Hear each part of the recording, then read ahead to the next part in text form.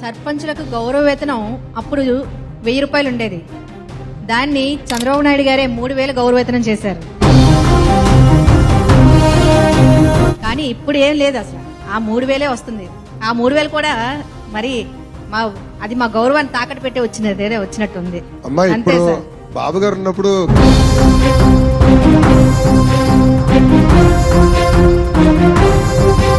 అదే సార్, గ్రామాలు అందరు వచ్చి కూర్చుంటే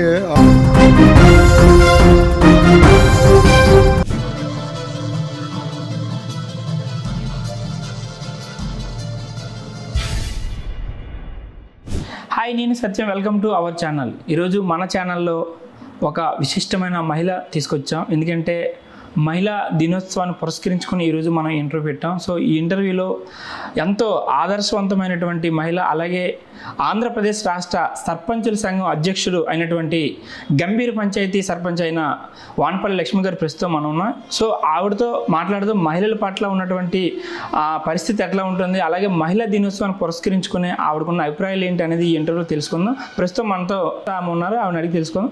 మేడం నమస్తే. మేడం నమస్తే అండి. బాగున్నారా మేడం? బాగున్నా అండి. మీకు ముందుగా మా ఛానల్ తరపున, మా ప్రేక్షకుల తరపున మహిళా దినోత్సవ శుభాకాంక్షలు మేడం. థ్యాంక్ యూ అండి. అలాగే ఛానల్ వీక్షిస్తున్న ప్రతి ఒక్కరికి మహిళా దినోత్సవ శుభాకాంక్షలు అండి. Thank you madam. మీ యొక్క విలువైన సమయాన్ని మాతో పంచుకుందాం వన్స్ అగైన్ థ్యాంక్స్ చెప్పుకుంటున్నాం. సో మేడం, మీరు యాజ్ ఏ ఉమెన్ 75 ఏళ్ల స్వతంత్ర భారతదేశంలో మహిళా సాధికారత సాధ్యపడిందంటే ఏం చెప్తారు మేడం? మహిళా సాధ్యపడింది అంటే చాలా మటుకు సాధ్యపడిందండి. ఎందుకంటే గతంలో మహిళలు ఇంట్లోంచి బయటకు వచ్చేవారు కాదు.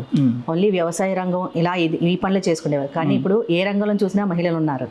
మనం రాజకీయాల్లో చూసుకున్నా, క్రీడల్లో చూసుకున్నా, లేదా మరే ఇతర కార్యక్రమాల్లో, ఉద్యోగాల్లో కానీ, లేదంటే సాఫ్ట్వేర్ రంగం కానీ, ఇలా ఏ రంగంలో చూసినా మహిళలు దేనికి సాటి రారు అన్నట్టు ప్రతి దాంట్లో మహిళలు అన్నిటికీ పోటీ పడుతూనే ఉన్నారు.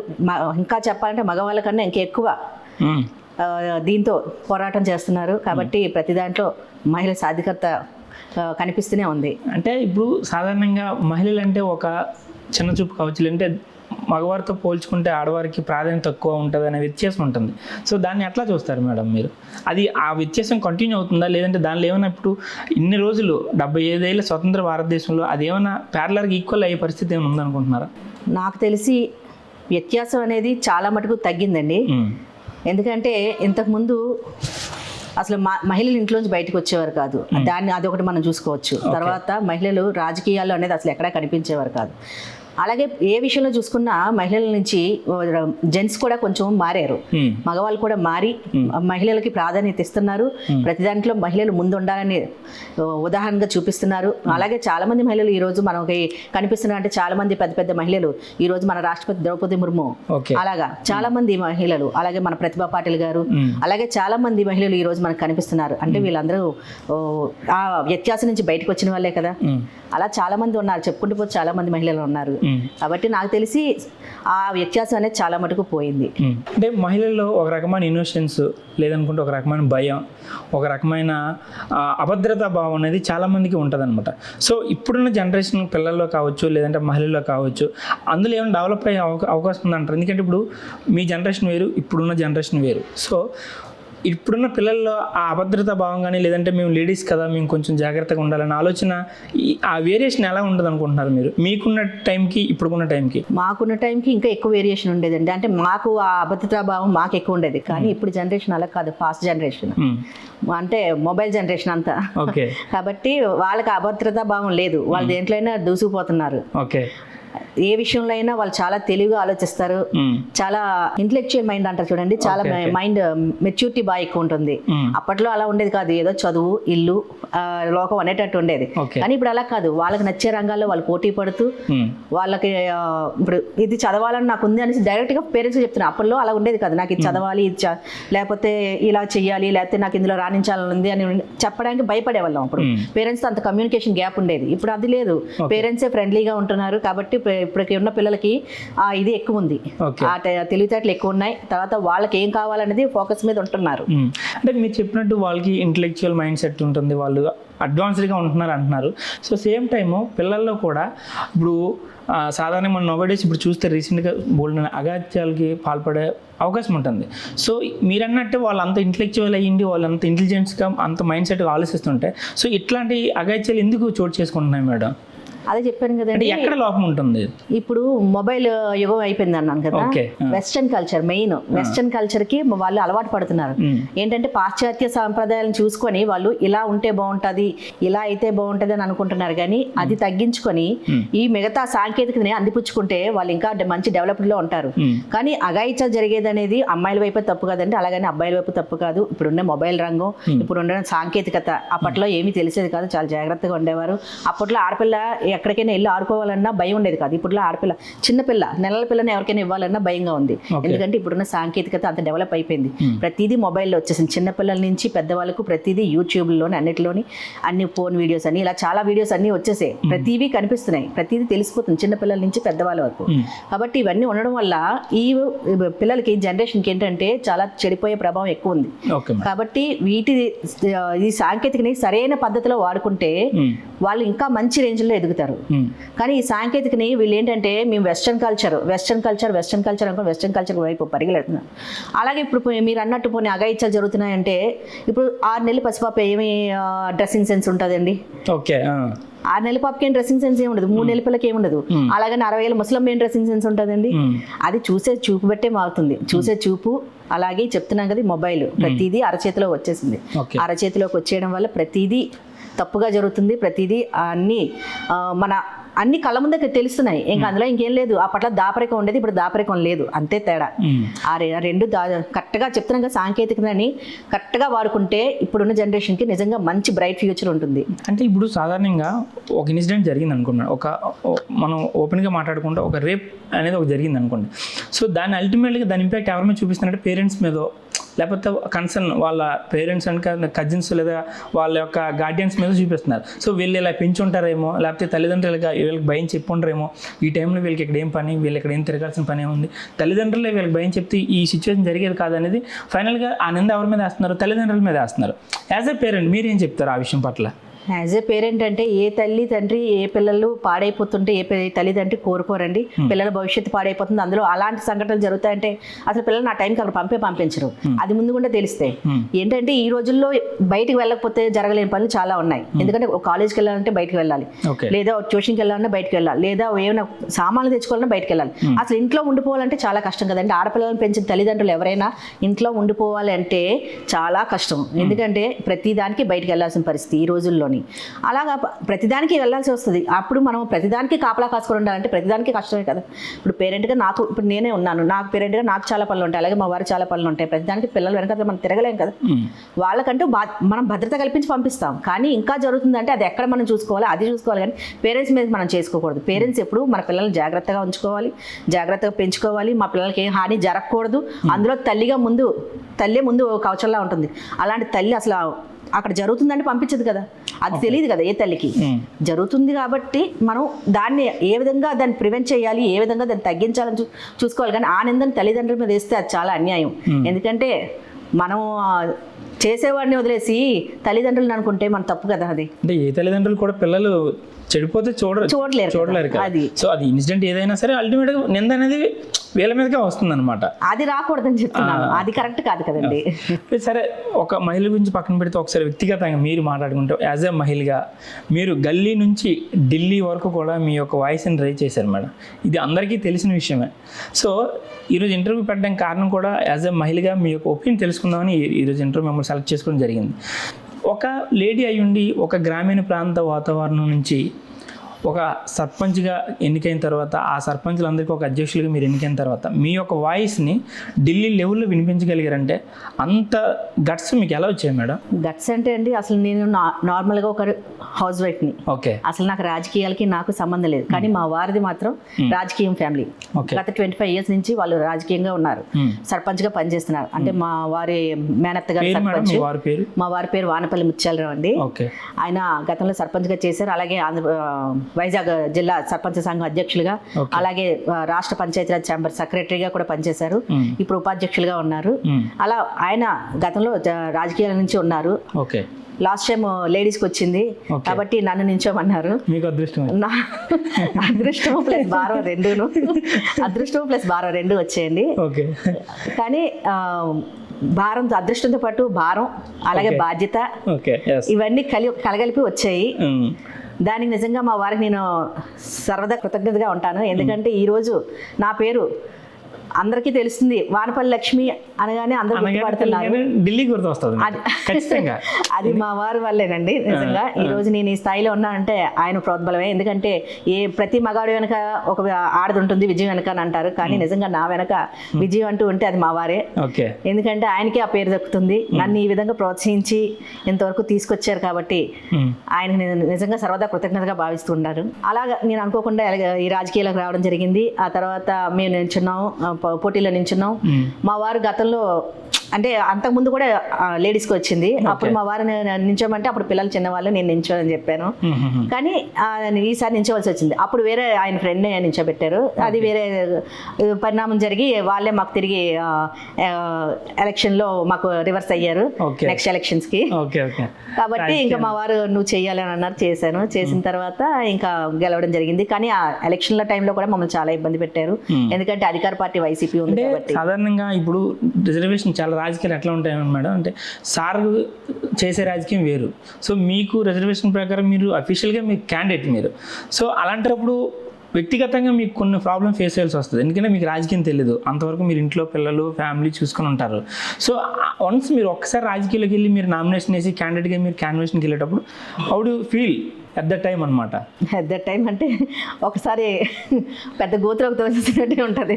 ఎందుకంటే లాట్ ఆఫ్ పీపుల్ జనాలు నాకేంటంటే కొంచెం ఇంట్రోవర్ట్ టైప్. నేను అసలు ఒరిజినల్గా చెప్పాలంటే ఇంట్రోవర్ట్. పెద్దగా అంటే నాకు నలుగురిలో పెద్దగా మాట్లాడను, చాలా ఇంట్రోవర్ట్గా ఉంటాను. స్టేజ్ ఫియర్ ఇవన్నీ నాకు ఉన్నాయి. నార్మల్గా ఒక మనిషికి ఎలా ఉంటాయి అన్నీ ఉన్నాయి. కాకపోతే మా వారు ఏంటంటే తీసుకెళ్ళి ఒకసారి జనాల్లో వదిలేశారు. ఏది నేర్పించలేదు. ఆయన ఏంటంటే నువ్వు స్వతహాగా నేర్చుకోవాలి, నువ్వు స్వతహాగా ఎదగాలి, ఆ విధంగా ఆయన ప్రేరేపించారు. అలా కాబట్టి ఈ రోజు నేను ఈ వాయిస్ ఇలాగ ఇవ్వగలుగుతున్నాను. ఎందుకంటే ఒక వెనకాల నుంచి గైడ్ లైన్స్ ఇస్తూ ఉంటే మనం ఏంటంటే దానికి అలవాటు పడిపోతాం. ఆ గైడ్ లైన్స్ ఇస్తారు, అది మాట్లాడతాం, అది చెప్తాము అనేసి. ఆయన ఎప్పుడు ఏ రోజు చెప్పరు, ఏమి చేయరు. డైరెక్ట్ స్టార్టింగ్ జనాల్లో తీసుకెళ్ళి నించోబెట్టేశారు, మాట్లాడమన్నారు. నాకు తోచింది ఏదో మాట్లాడాను. ఫస్ట్ టైము స్టేజ్ ఫియర్, కాళ్ళు ఊడిపోతూనే ఉన్నాయి, మాట్లాడుతూనే ఉన్నాను. అలా మాట్లాడి అలాగా అక్కడి నుంచి ఆ తర్వాత అనుకోకుండా మేము విజయవాడ వెళ్ళి అక్కడ మేము ఉండడం. ఆ తర్వాత ఏమో ఆంధ్రప్రదేశ్ సర్పంచుల సంఘం ఎన్నికలు జరగడం. అందులో మా వారు గత 25 సంవత్సరాల నుంచి రాజేంద్ర ప్రసాద్, యలమంచిలి బాబు రాజేంద్ర ప్రసాద్ గారి సారథ్యంలో ఆయన పనిచేస్తున్నారు. మా గురువు గారు ఎమ్మెల్సీ గారు, ఎక్స్ ఎమ్మెల్సీ. ఆయన ద్వారా ఆయన ఏమో పోటీలో నిర్వహించారు. పోటీ నిర్వహించి అందరూ ఏకగ్రీవంగా ముత్యాలరావు గారు ఆయన వైఫ్ లక్ష్మి గారు అయితే మాకు ఓకే అని చెప్పేసి అందరూ ఏకగ్రీవంగా మాకు ఓటేశారు. అలా సర్పంచుల సంఘంగా అయ్యాను. ఇంకా అక్కడి నుంచి మీరు అన్నట్టు వైసీపీ ప్రభుత్వంలో చాలా ఒడిదుడుకులు ఎదుర్కొన్నాము. చాలా మంది చాలా ఒడిదుడుకులు ఎదుర్కొన్నారు. యాజ్ ఎ ఉమెన్ మీరు అంత ఒడిదుడుకులు ఎదుర్కొని ఈరోజు ఇలా నిలబడి ఈరోజు ఇంత అనర్గళంగా మాట్లాడగలుగుతున్నారంటే నిజంగా అసలు ఆయన సపోర్ట్ ఎంత ఉందో సేమ్ టైం మీ యొక్క ఇండివిజువల్ టాలెంట్ కూడా అంతే ఉందని. మనిషికి ఎప్పుడైతే ఒడిదుడుకులు ఎదురవుతాయో, ఎప్పుడైతే సమస్యల మీద సమస్యలు వస్తుంటాయో అప్పుడు మనిషి రాడు తేలిపోతారు. ఆటోమేటిక్గా రాడు తేలిపోతారు. ఆటోమేటిక్గా ఇంకా ఏంటంటే ఒక ఫైర్ అనేది వస్తుంది.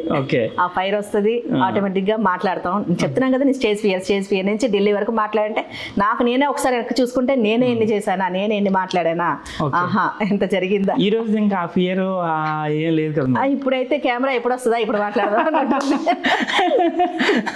అంటే ఇది లేదు. ఎందుకంటే మీరు ఈ తక్కువ టైంలో మీరు స్టేట్ నాయకులతో ఇలా ఈవెన్ లోకేష్ గారితో కూడా మీరు డైరెక్ట్గా ఇంటర్వ్యూలో మాట్లాడేటువంటి స్టేజ్కి వెళ్ళారనమాట. సో అప్పుడు ఎలా అనిపిస్తుంది మేడం? లోకేష్ అంటే ఇప్పుడు ఒక పెద్ద నాయకుడు, ఆ నాయకుడితో మాట్లాడిన తర్వాత మీకు ఎలా అనిపించింది? అంటే ఈ స్టేజ్ వరకు నేను ఎలా అంటే ఫీల్ అయ్యారు? ఇప్పుడు స్టార్టింగ్ అసలు ఆ ప్రోగ్రాము వేరే ఆమెతో కండక్ట్ చేయాలని అక్కడ నాయకులు అనుకున్నారు. ఆదోనిలో అక్కడ నాయకులు అంటే ఈమె క్యారీ చేయలేదు అనేసి నన్ను అనుకొని వేరే అక్కడ సర్పంచ్ వేరే ఆమెని అనుకున్నారు. ఆమె కొంచెం బాగా ఎడ్యుకేటెడ్, మాట్లాడుతుంది అది ఇదని. నేను డిగ్రీ హోల్డర్, ఓకే కానీ ఆమె ఇంకా బాగా మాట్లాడుతుంది అని వాళ్ళంటే మా సార్ ఎమ్మెల్సీ గారు మాత్రం లేదు మా అమ్మాయి మాట్లాడుతుంది. ఓకే ఆయన ప్రెస్టీజియస్ గా చెప్పారంట, ఎలా అయినా మా అమ్మాయి మాట్లాడుతుంది, ఓకే మీకెందుకు, మీ ప్రోగ్రామ్ హైలైట్ అవుతుంది, మేము చేస్తాం, మా అమ్మాయికి కరెక్ట్గా మాట్లాడుతుంది, మీరు చేయగలదు, మీకు 100% నేను హామీ ఇస్తున్నా అన్నారు. ఆయన ఆ విషయం మా వారికి రాత్రి మేము రేపు బయలుదేరడం నైట్కి చెప్పారు మాకు. ఓకే ఇంకా నాకు పిడుగుపడినట్టు అయింది. ఒకసారి లోకేష్ తో అనేసరికి అందులో కొన్ని వేల మంది జనం ఉంటారు, ఏం మాట్లాడతా. ఓకే ఆయన ఒకటే వెళ్ళాము, వెళ్ళిన తర్వాత సార్ అన్నారు, అమ్మ ఇది ప్రెస్టీజియస్ ఇష్యూ, నీ మీద పూర్తి నమ్మకం ఉందో నేను చెప్పేశాను, ఓకే నువ్వేం చేస్తావు తెలీదు, నువ్వు ఒక సుమ్మ అయిపో, నువ్వు ఒక సుమ్మ అయిపో అన్నారు.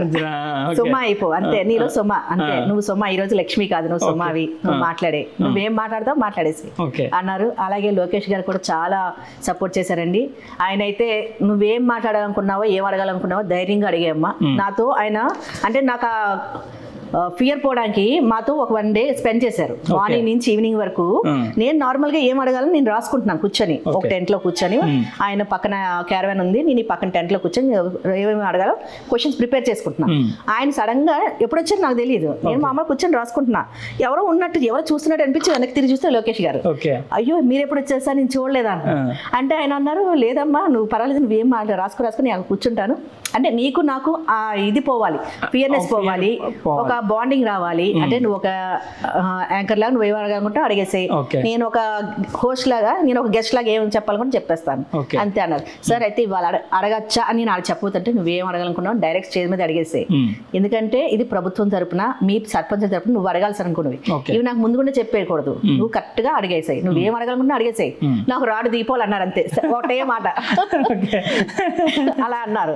అలా ఒక రోజంతా స్పెండ్ చేశారు. నిజంగా ఒక యువ నాయకుడు యువగలం చేశారంటే నిజంగా ఆ సత్తా ఉన్న నాయకుడు ఆయనే లోకేష్ గారే. ఎందుకంటే అంత మనిషి మనతో ఒక రోజంతా స్పెండ్ చేయక్కర్లే, మనకు ఆ ఫియర్ తగ్గించక్కర్లే, కానీ ఆయన వచ్చి నాతో ఆ రోజంతా ఉండి మాకు ఆ ఫియర్ తగ్గించి చేశారు. కాబట్టి నేను ఆ ప్రోగ్రామ్ అంత వేల మంది కూర్చున్నారు, చాలా మంది, అసలు అంతమందితో నేను మాట్లాడి అంతమందితో నేను గ్యాదర్ అయ్యి చేసానంటే నిజంగా ఆయన వల్లే. అలా మా సార్ పరువు నిలబెట్టాను, మా సార్ మాట నిలబెట్టాను, ఆయన నా మీద ఉంచుకున్న నమ్మకాన్ని నిలబెట్టుకున్నాను, అది మాత్రం చెప్పగలను. లోకేష్ చాలా తర్వాత చాలా బాగా చేశారమ్మా, నేనేదో మీరు హోస్ట్ అంటే మీరు నిజంగా హోస్ట్ అయిపోయారు. తర్వాత అందరూ ఆయన సన్మానం చేసి ఆయన అన్నారు, మొత్తం అంతా అయిపోయింది, అమ్మ నీకు సన్మానం చేయలేదు, నేను ముందు నీకు చేయాలి సన్మానాన్ని, నాకు చేసే తర్వాత మా వారిని పిలిచారు, మా వారిని పిలిచిన తర్వాత ఆయనకి సన్మానం చేసి బాగా రిసీవ్ చేసుకున్నారు. నిజంగా అంటే ఆ వీడియోలో కూడా మీలో అంటే ఆ భయం కానీ లేదంటే అది చాలా కాన్ఫిడెంట్ గా కనిపిస్తున్నారు అనమాట. సో నేను కూడా ఆ వీడియో చూశాను, సో చూసినప్పుడు అనిపించింది ఓకే ఇవి చాలా బాగా మాట్లాడు. నేను అప్పుడే అనుకున్నాను అనమాట, ఇప్పటి నుంచి ఇంట్రో చేయాలి అనుకుంటే బై ఇప్పుడు ఉమెన్స్ డే సందర్భంగా మీకు వచ్చారు. ఓకే మేడం, యాజ్ ఏ ఉమెన్గా ఇప్పుడున్నటువంటి ఓకే మీరు మీ పర్సనల్స్ పాలిటిక్స్ మీ పర్సనల్స్ చెప్పారు, ఓకే యాజ్ ఏ ఉమెన్గా ఇప్పుడున్న సొసైటీలో ప్రభుత్వాలు కావచ్చు లేదనుకుంటే ఉమెన్స్ పరంగా ఏ విధమైనటువంటి రిఫార్మ్స్ తీసుకురావాలంటే ఏం చెప్తారు మేడం? అంటే ఏ రకమైన అంటే ఇప్పుడు ఉదాహరణకి ఒక రేప్ కావచ్చు, ఒక చాలా చూస్తూ ఉన్న అత్యాచారాలు కావచ్చు, ఇలాంటి విషయాల్లో ప్రభుత్వాల మీద కూడా నిందలేసే పరిస్థితి వస్తుంది. ఎందుకంటే ఇప్పుడు ఒక ఇన్సిడెంట్ జరిగిందంటే గవర్నమెంట్ ఫెయిల్ అయిపోయింది లేదా హోమ్ మినిస్టర్ పట్టించుకోవట్లేదు, సో ఇట్లాంటివన్నీ వస్తూ ఉన్నాయి. సో గత గవర్నమెంట్కి కావచ్చు ఇప్పుడున్న గవర్నమెంట్ కావచ్చు వేరియేషన్ మీరు ఎట్లా చూస్తారు మేడం ఇన్సిడెంట్స్ పట్ల? ఎందుకంటే మీకు అంత అవగాహన ఉంటుంది, మీరు ఒక పొలిటికల్ లీడర్గా ఉన్నారు, మీకు సమాజం పట్ల ఒక ఐడియా ఉంటుంది, కాబట్టి మీరు ఎట్లా చూస్తారు దాన్ని? అంటే ఇప్పుడు ఇన్సిడెంట్ జరిగిన వెంటనే రెస్పాండ్ అవ్వాలంటే డైరెక్ట్ పోలీస్ వచ్చారని దానికి కొన్ని నామ్స్ ఉంటాయి. అంటే ఇప్పుడు మనిషి ముందు అది జరిగిన సంఘటన గురించి తెలుసుకోవాలి, తర్వాత అది ఏ ఏరియా ఏంటి ఎక్కడికి వస్తుంది, ఏ ఏరియాకి వస్తుంది, తర్వాత దాని అండర్ ఎవరు ఉన్నారు, దానికి ఎమ్మెల్యే ఎవరు, దాని తాలూకా ఆ జిల్లా ఏంటి, ఇవన్నీ కనుక్కొని అవన్నీ చూసుకొని మొత్తం జరుగుతుంది ప్రాసెస్. అలా ప్రాసెస్ జరిగే పరిణామంలో ఒక్కొక్కసారి కొంచెం ఆలస్యం అవుతుంది, కానీ న్యాయం అనేది జరుగుతుంది. ఏ గవర్నమెంట్ని ఇక్కడ మనం తప్పు పట్టడానికి వీల్లేదు. అలాగే ఈరోజు హోంమంత్రి అనిత గారు నిజంగా చాలా బాగా జరుగుతుంది. ఎందుకంటే ఒక లేడీ కాబట్టి, ఒక లేడీగా నిజంగా ఆవిడకి కష్టాలు తెలుస్తాయి. ఒక అమ్మాయికి జరిగే బాధల గురించి, ఆ ఇబ్బందుల గురించి ఆవిడకి బాగా తెలుస్తుంది. నిజంగా ఒక హోమ్ మినిస్టర్ లేడీకి ఇవ్వడం నాకు నిజంగా బాగా నచ్చింది. చాలా హర్షణీయమైన విషయం. ఎందుకంటే ఇంతవరకు హోమ్ మినిస్టర్గా ఆవిడ చేసిన పరిణామాలు చాలా ఉన్నాయి. డ్రగ్స్ గురించి ఆవిడ ఎంత బాగా చేస్తున్నారు. అసలు గత ప్రభుత్వంలో డ్రగ్స్ ఎంత బాగా విచ్చలవిడిగా ఉండేది. అసలు మీరు ఇప్పుడు జరుగుతున్న పరిణామాలన్నీ డ్రగ్స్ వల్లేనండి. లాస్ట్ గవర్నమెంట్ లో డ్రగ్స్ బాగా విచ్చలవిడిగా ఏంటంటే అంగట్లో ₹1 అమ్ముకునే సరుకులాగా అయిపోయింది. అంత పరిణామం. ఆ డ్రగ్స్ ఎప్పుడైతే మన ఆంధ్రాలో దిగాయో ఇవన్నీ పేటరేగిపోయాయి. ఈ పేటరేగిపోవడం వల్ల ఈ డ్రగ్స్ మితిమీరి తీసుకుంటారు. కాబట్టి డ్రగ్స్ తీసుకునే వాడికి ఏం లేదు, మందు తాగిన వాడికే ఏమీ తెలియదు, ఒంటి మీద తెలియదు. అలాంటిది డ్రగ్స్ తీసుకునే వాడికి ఇంకా విచక్షణ జ్ఞానం ఉండదు. అది చిన్నదా, ముసలదా, లేకపోతే ముడతదా, లేకపోతే చెట్టుకి చేరగట్టినా కూడా అంత దారుణంగా ఉంటది. కాబట్టి అటువంటి స్థితి నుంచి ఈ రోజుకి కాస్త తగ్గాయి. గత ప్రభుత్వంలో చూసుకొని నెక్స్ట్ ఇప్పటికీ చూసుకొని చాలా మటుగా తగ్గాయి. ఇంకా జరుగుతున్నాయి, జరగకపోవడం అంటూ లేదు, జరుగుతున్నాయి. కానీ కాస్త కూస్తో తగ్గాయి.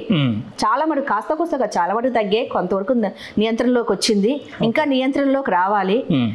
మెయిన్ చిన్నపిల్లలు బాగా ఎఫెక్ట్ అవుతున్నారండి దీనివల్ల. చిన్నపిల్లలు బాగా, నేను చాలా చదువుతున్నాను, ఈ మధ్యనే జరిగింది. ఒక 6 months అమ్మాయి, చిన్న పాప ఏం చేసింది, వాళ్ళ దగ్గర వాళ్ళే. అది సమాజం ఎటు వెళ్ళిపోతుంది మేడం? అంటే ఇప్పుడు సాధారణంగా ఒక సేమ్ ఏజ్ గ్రూప్ వాళ్ళకి ఏదో ఇన్సిడెంట్ జరిగిందంటే ఆ అబ్బాయి సిచ్యువేషన్ డిమాండ్ చేసింది ఏదో అనుకోవచ్చు. మీరు అన్నట్టు ఒక 60 ఏళ్ళు ఆయన ఒక 15 మైనర్ బాలికపై అత్యాచారం. సో ఇట్లా వినేటప్పుడు యాజ్ హ్యూమన్ బీయింగ్ మనకి చాలా బాధపడుతున్నాను. సో అసలు అలా జరగడానికి గల కారణాలు ఏమై ఉంటాయి అంటారు మేడం? అదే చెప్తున్నాం కదండి, విచ్చలవిడితనం, వెస్టర్న్ కల్చర్, మొబైల్, సాంకేతికత మొత్తం అన్ని అందుబాటులోకి వచ్చేసాయి. చిన్నవాడి నుంచి పెద్ద ముసలివాడి వరకు చేతిలో అన్నీ కనిపిస్తున్నాయి, అన్నీ చూస్తున్నారు, అన్నీ జరుగుతున్నాయి. చిన్నపిల్లలు ఏం చేశారండి అసలు? నాకే ఒకసారి పేపర్ చదువుతుంటాను, చాలా బాధ అనిపిస్తుంది. ఆ చిన్నపిల్ల ఏం తెలుసు ఆ చిన్నపిల్లకి అనేసి, అంత దారుణంగా జరుగుతున్నాయి. అసలు కొంచెమైనా మనిషి అన్నాడు ఆలోచించాలి, ఇది కరెక్టా కాదా, ఇది అవునా నిజమా, ఎంతవరకు అని మనిషి కొంత ఆలోచించాలి. కోల్పోయి ఎలాగంటే ఒక పైశాచికానందం. నిజంగా కలియుగం అంటే కలియుగంలా చూపిస్తున్నారు. కలియుగంలాగా తయారైంది. ఎప్పుడో వస్తుంది కలియుగం కాదు, ఇప్పుడే వచ్చేసింది ఆల్రెడీ. అమ్మాయిలకి ప్రొటెక్షన్ ఇవ్వాలని ఒక దిశాలని చట్టం తీసుకొచ్చారు. లేదనుకుంటే ఒక ఉమెన్ ప్రొటెక్షన్ అనే ఒక సచివాలయ వ్యవస్థలో ఒక ఉమెన్ ప్రొటెక్షన్ అనే ఒక డిపార్ట్మెంట్ తీసుకొచ్చారు. సో అక్కడ కొంతవరకు వర్కౌట్ అయినప్పటికీ కూడా సో ఇట్లాంటివి రైజ్ అవుతున్నాయి డే బై డే. ఎందుకంటే ఇప్పుడు ఒక అమ్మాయి మొబైల్లో యాప్ డౌన్లోడ్ పెట్టుకుని ఏదో ఆవిడ సెక్యూర్గా పెట్టుకుంటే ఇట్లాంటివి కూడా నిర్మించాలంటే కొద్దిగా ఎవరికైనా కష్టం కదా. వాళ్ళ ఇంట్లో ఉన్న వ్యక్తో లేకపోతే వాళ్ళ రిలేటివ్ ఆ అగత్యాన్ని పాల్పడినప్పుడు ఎవరి వల్ల ఇది అవ్వడం లేని పరిస్థితిని మనం చూస్తున్నాం. సో మీరు ఉమెన్ ప్రొటెక్షన్ అనేది వాళ్ళ యొక్క సెల్ఫ్ సెక్యూర్ కోసం తీసుకొచ్చిన దిశ చట్టాన్ని అది ఇంప్లిమెంట్ కావచ్చు, అది ఎంతవరకు వర్కౌట్ అయింది అనుకుంటారు మేడం? దిశా చట్టం అనేది కొంతవరకు ఇంప్లిమెంట్ అయ్యిందని చెప్పుకుంటాను.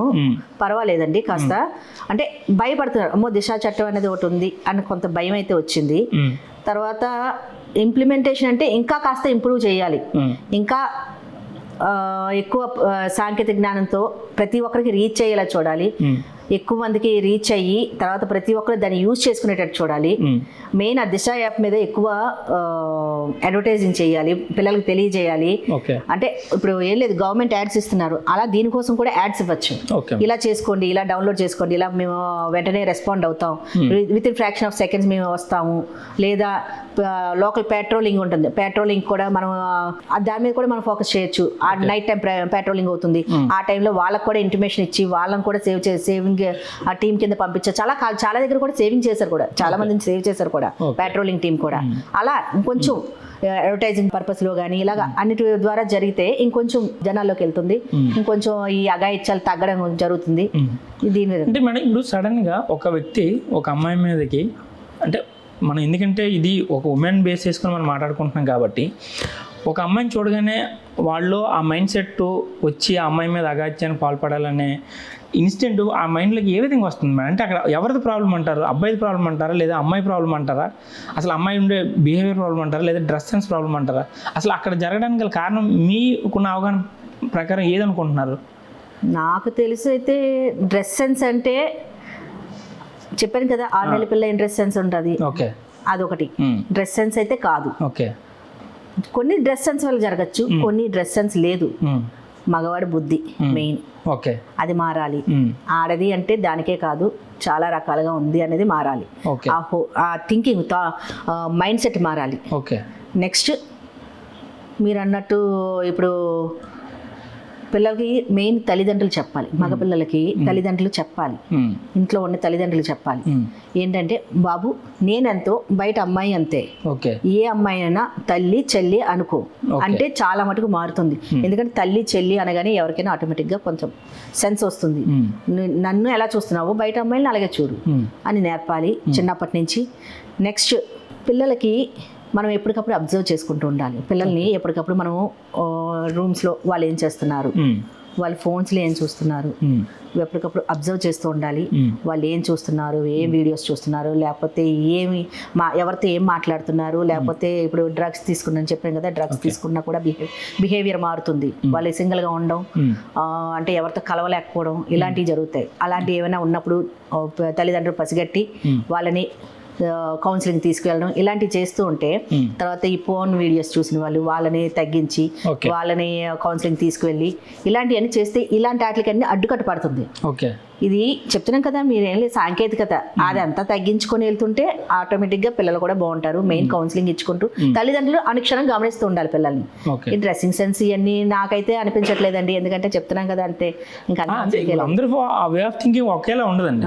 ఒకరు ఆ డ్రెస్ లో ఒకలా కనిపిస్తే ఇంకోలా కనిపిస్తుంది. సో అక్కడ అమ్మాయిని నిందించలేము, అది ఎవరైతే ఘటన పాల్పడ్డాడో ఆ అబ్బాయిని కూడా నిందించలేకపోతున్నాం. So as a parent, as a women, మీరు ఇప్పుడున్న పరిస్థితులు బట్టి ప్రభుత్వాలు ఏ విధమైనటువంటి చర్యలు తీసుకుంటే, అంటే ఆఫ్ కోర్స్ దిశ చట్టం ఉంది, ఉమెన్ ప్రొటెక్షన్ ఉంది, గత గవర్నమెంట్లో వేరే విధమైనటువంటి సెక్యూర్ ఉంటుంది, ఈ గవర్నమెంట్లో ఉంటుంది. సో మీరు ఏ విధమైన సలహా చెప్పాలంటే ఏం చెప్తారు? ఇప్పుడున్న పిల్లలకి, టీనేజ్ అమ్మాయిలు కావచ్చు, చదువుకున్న అమ్మాయిలు కావచ్చు, సో వాళ్ళు ఎట్లా బిహేవ్ చేయాలి? కాలేజీలో కావచ్చు, ఇంటి నుంచి కాలేజ్కి వెళ్ళేటప్పుడు కావచ్చు, బస్సుల్లో కావచ్చు, సో వాళ్ళు ఎలా ఉంటే కొంతవరకు నివారించనే సలహా అడిగితే మీరు ఏం చెప్తారు మేడం?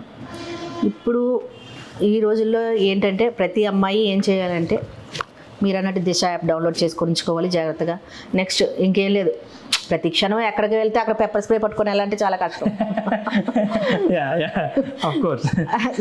పేరుకి చెప్తాం పెప్పర్ స్ప్రే కూడా పట్టుకోమని చెప్తాం. తర్వాత మెయిన్ ఇప్పుడు పిల్లలు ఏంటంటే కొంతమంది ఎవరో అలా ఉన్నారు కానీ అండి, కొంతమంది నెక్స్ట్ ఫ్యూచర్లో నేనేం అవ్వాలి, ఫ్యూచర్లో నేనేం రీచ్ అవ్వాలి, ఏ గోల్, అది ఆ ధ్యాసమే పెట్టుకుంటే ఇంక ఇవన్నీ సైడ్ డైవర్షన్స్, ఇవన్నీ సైడ్ డైవర్షన్స్. ఆ గోల్స్ రీచ్ అయ్యి ఆ గోల్స్ పెట్టుకుంటే, ఎందుకంటే ఇప్పుడు అంతా ఫాస్ట్ జనరేషన్, వాళ్ళంతా ఫాస్ట్గా ఆలోచిస్తున్నారు, కొత్తవన్నీ కనిపెడుతున్నారు, చిన్నప్పటి నుంచి అన్ని కనిపెడుతున్నారు.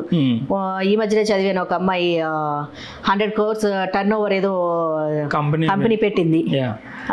అంత తెలివైన జనరేషన్, అంత స్థాయికి వెళ్ళే ఎంటర్‌ప్రెన్యూర్స్ కూడా చిన్న పిల్లల్లోనే ఉన్నారు.